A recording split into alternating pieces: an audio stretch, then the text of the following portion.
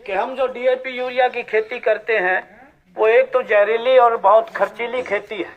जब हम ये कहते हैं कि ये मत करो तो सबके दिमाग में ये आती है कि ना करें तो फसल नहीं होगी। भाई ये आपके क्षेत्र में 1980 के करीब डीएपी यूरिया स्प्रे आई है। इससे पहले तो फसल होती ही नहीं थी, इससे पहले भी तो हुआ करती थी फसलें। और डीएपी यूरिया के साथ साथ उस समय बीज भी हमारे घर के थे, कंपनी के बीज नहीं थे, फसलें होती थी। और अब जो फसल होती है उससे ज्यादा होती थी। अब तिलहन कम हो गया, सरसों आपके क्षेत्र में हो रही है, बाकी हरियाणा में सरसों नहीं हो रही है, सारी की सारी डीएपी यूरिया स्प्रे की वजह से खत्म होगी। चने आपके भी खत्म हो गए, चने बहुत ज्यादा होते थे, अब चने खत्म हो गए क्योंकि ये डीएपी यूरिया खा गई। मूंग मोठ भी बहुत कम हो रहा है। तो इस तरीके से हम लोग ये कहते हैं कि भारी नुकसान हुआ खेती का और किसान का और गांव का। अब लीडर कहता है, सरकारें कहती है कि बहुत ज्यादा विकास कर दिया, माला माल हो गया किसान और माला माल हो गया गांव, क्योंकि डीएपी यूरिया से उत्पादन बढ़ गया। अगर उत्पादन बढ़ता तो आज की डेट में 28,000 करोड़ रुपए की दालें बाहर से नहीं मंगवानी पड़ती। 32,000 करोड़ का आपका खाद्य तेल बाहर से सरकार मंगा रही है। अगर खेती का विकास होता तो तेल बाहर से नहीं मंगाना पड़ता। 40% उत्पादन घटा है खेती में। और एक सबसे बड़ा नुकसान ये हुआ कि डीएपी यूरिया की स्प्रे जब खेती नहीं थी तो हर घर में सोना चांदी होता था। गरीब से गरीब आदमी के भी 5-5, 10-10 तोला सोना होया करता और एक घड़ी चांदी होया करती। हमारी माँ बहनें बेटियां सोने से पीढ़ी होया रह करती। कुआं शायद आपके भी चलता होगा, हमारे क्षेत्र में कुएं पे पनघट लगती थी और सोने चांदी की टूमा होया करती। झरनाट बाजा करता जब मार बहनार बेटियां पानी ले आया करती, होया करता कि नहीं। और जिन डब्बों में, जिन संदूकों में, जिन पेटियों में सोना चांदी की टूमें पड़ी रहा करती, छलकड़िया, हंसली, कड़िया, टड्डा, हमेल, बूजली, जिन डब्बों में पड़ी रहती थी, आज उनमें क्या पड़ा है।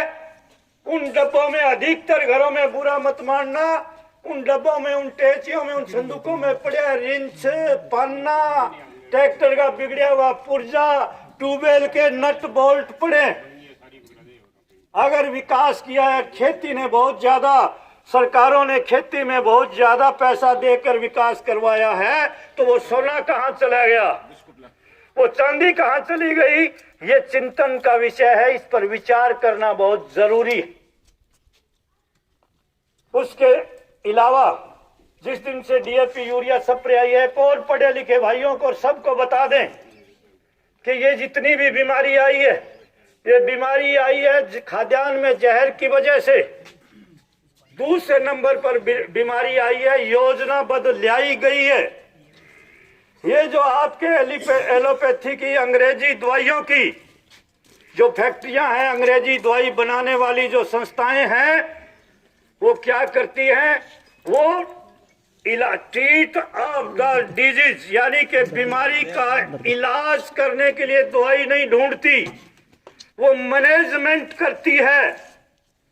मेरी बात समझ में आ रही है ना।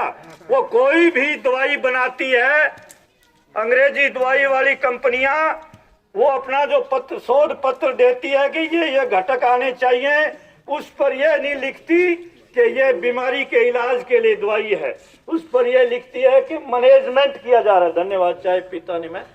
तो क्या क्या लिखते हैं, मैनेजमेंट। मेरी बात समझ रहे हो ना। वो पहले से ही दवाई इलाज के लिए नहीं बनाते, उनको पता है कि तुक्का लगाना है, एक बार अगर सूत आ जाए तो ठीक है, नहीं फिर बदलेंगे, फिर बदलेंगे। और उससे पहले उनको ये पता होता है कि तुम्हारी अंग्रेजी दवाई खाने से ये रिएक्शन होंगे, तो रिएक्शन को रोकने की दवाइयां पहले ही बना लेते हैं वो। यानी कि ये बहुत बड़ा एक चक्रव्यूह है कि आदमी को बीमार करो। और आपको एक और बात बता दूं जो फैक्ट है, जो सच्ची है, सरकार भी चाहती है कि ज्यादा से ज्यादा लोग बीमार हों, ज्यादा से ज्यादा दवाइयां बिके तो जीडीपी बढ़े। समझ गए आप? ये जो लोग कह रहे हैं, सरकारें कह रही है, वो चाहे कोई भी सरकार है, कहती है कि जीडीपी बड़ी बढ़ गई, तो जीडीपी तो बढ़ेगी जब बीमारी बहुत आ गई। नेताओं से पूछो, अगर आपने विकास किया है, आप लोग अगर अच्छा काम कर रहे हैं, तो बड़े बड़े गांव में 200 कैंसर के मरीज क्यों है? हर गांव में शुगर के मरीज क्यों बढ़ रहे हैं? आपके जो एमपी है धर्मवीर सिंह जी, उनके गांव तालू में हमने सर्वे की, 210 कैंसर का मरीज मर चुका है पिछले 5 साल में, और 180 कैंसर का मरीज आज भी है। क्या ये दायित्व लीडर का नहीं है? क्या ये दायित्व सरकारों का नहीं है? ये इसलिए चिंतन का विषय है।